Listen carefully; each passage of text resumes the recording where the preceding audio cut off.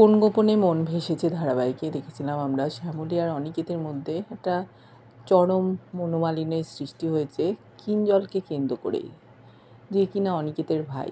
সে শ্যামলী ছাড়া কাউকে চিনতে পারছে না, ওকে অসম্ভব ভালোবাসে, এটাই সহ্য করতে পারছে না। শ্যামলী বেশিরভাগ সময়টাই তার ভাইয়ের সাথে কাটাচ্ছে, ও যেন একা হয়ে গেছে। সন্তান সম্ভবা শ্যামলী। বাড়িতে পুজো, শ্যামলী বলছে নিচে যেতে, কিন্তু ও কিছুতেই যাবে না। জামা কাপড় বার করে রেখেছে। শ্যামলী বলল, দেখো, আমি চাই যে কিঞ্জল স্যার সুস্থ হয়ে যান, মামনি হাতে তুলে দেবো, ব্যাস আমার কাজ শেষ। কিন্তু মেনে নিতে পারছে না। নিচ থেকে ডাকাডাকি করছে শ্যামলীকে পুজোর ওখানে যাওয়ার জন্য। কিঞ্জলকে ওষুধ খাওয়ানোর চেষ্টা করেছে উপাসনা, কিছুতেই ওষুধ খাবে না। হাত নিয়ে ছোড়াছুড়ি করছে, বারবার ডাকছে। অনিকেত বলল, যাও, তোমাকে ডাকছে। মনটা খারাপ নিয়েই নেমে গেল নিচে। অনিকেতও চোখের জল আটকে রাখতে পারল না, সে ঘরেই রয়ে গেল। নিচে গিয়ে শ্যামলী দেখছে যে কিঞ্জল খুব বিরক্ত করছে সকলকে। ও গিয়ে ওষুধ খাওয়ালো, খেয়ে নিল, ওর হাত ধরে বসে আছে পুজোর স্থানে। এদিকে অনিকেত, সে কান্নায় ভেঙে পড়েছে, চোখ দিয়ে জল গড়াচ্ছে। বলছে, আমি তো সেই শ্যামলীকে খুঁজে পাচ্ছি না, যে কিনা এই বাড়ির বউ হয়ে এসেছিল, আমাকে সব সময় প্রোটেক্ট করেছে, পুজোর সময় গায়ে শাড়ির আঁচল দিয়েছে পায়ে যাতে আমার জল না পড়ে, আগুনের তাপ নিয়ে মাথায় দিয়েছে। সে তো আর আমার সাথে থাকছে না। অত্যন্ত মন খারাপ। ওদিকে শ্যামলীও বারবার সিঁড়ির দিকে তাকাচ্ছে, আসছে না অনিকেত। প্রিয়া রেডি হয়ে এলো, বলল, দাদাভাইকে বললাম, কিন্তু বললো আমি ব্যস্ত আছি, আমি আসবো না। বুঝতেই পেরেছে রাগ হয়েছে, ওই জন্য আসছে না। কি করবে শ্যামলী, ধর্ম সংকটে পড়েছে।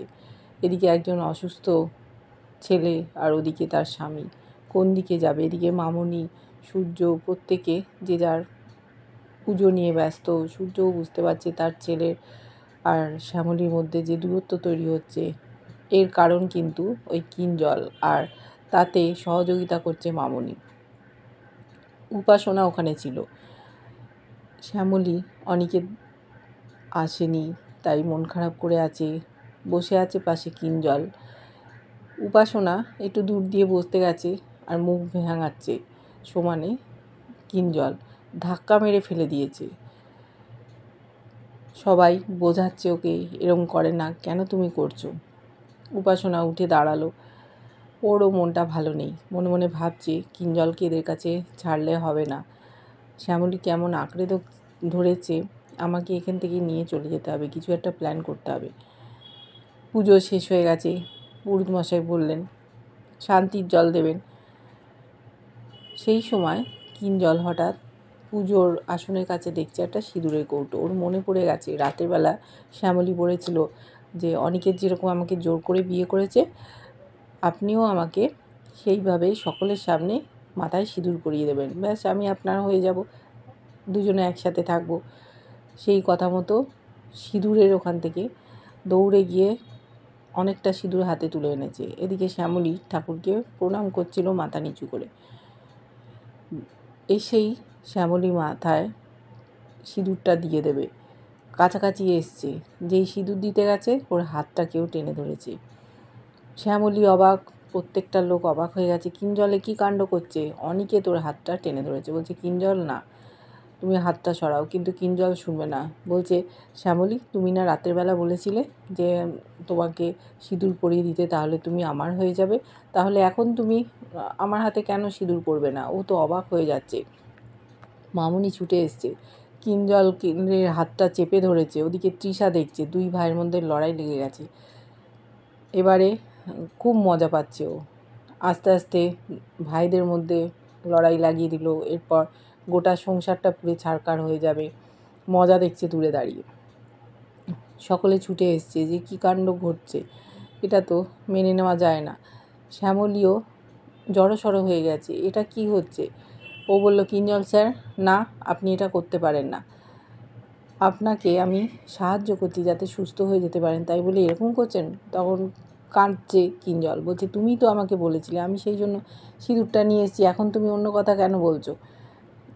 আর এই অনিকেত কেন আমার হাতটা ধরেছে, চলে যায় এখান থেকে। মামনি বলছে কিঞ্জলকে হয়তো তুমি কোনো এক মুহূর্তে বলেছিলে, এটাও তো হতে পারে ওকে শান্ত করার জন্য। বলছে না মামনি, আমি এই ধরনের কথা কখনো বলতে পারি না।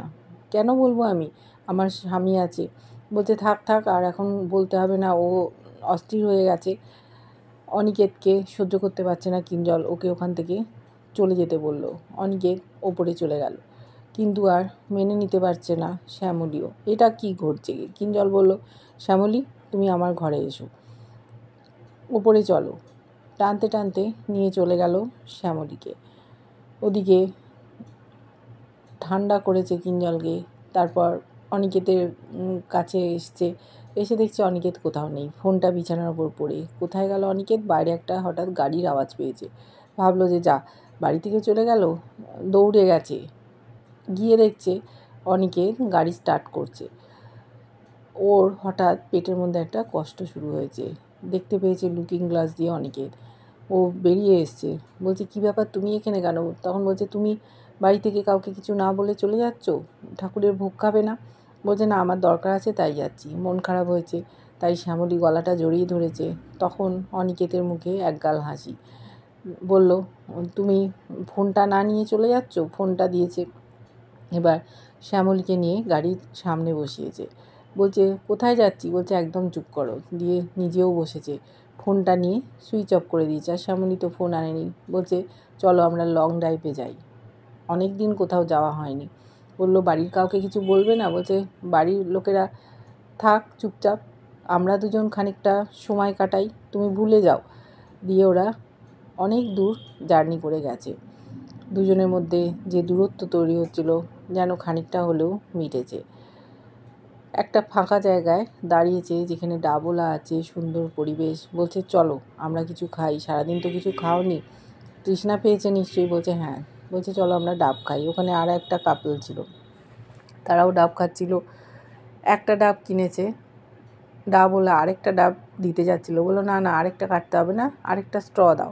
দুজনে একই ডাবের জল খেতে লাগলো দুটো স্ট্র দিয়ে।